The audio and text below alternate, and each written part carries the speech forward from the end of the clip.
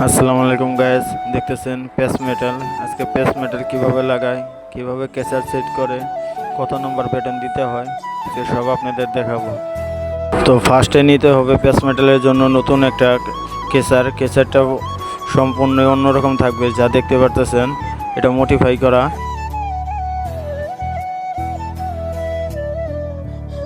তো এখন জটপট কেচারটা সেট করে নিতে হবে। আগের কেচারটা এখন আমি খুলে ফেলতেছি, খুলে ফেলে নতুন কেচারটা সেট করব।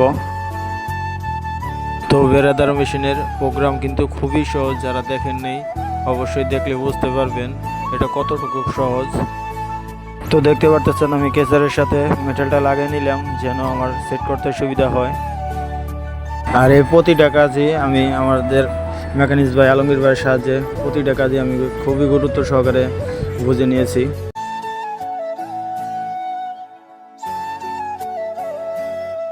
তো দেখতে দেখতে আমার কেচার লাগানোর পরে শেষ হয়ে গেল।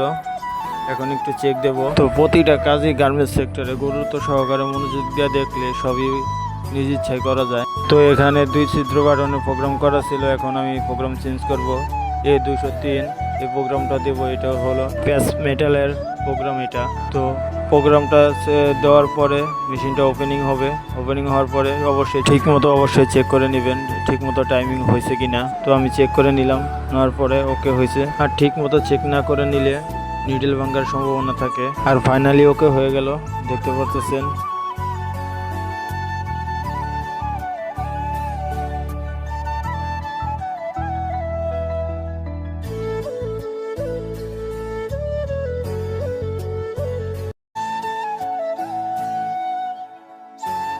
তো গাইস দেখেন, স্যাম্পলে যেরকমটা আপনাদের ফার্স্টে দেখাইছি হুবহু মিলে গেছে।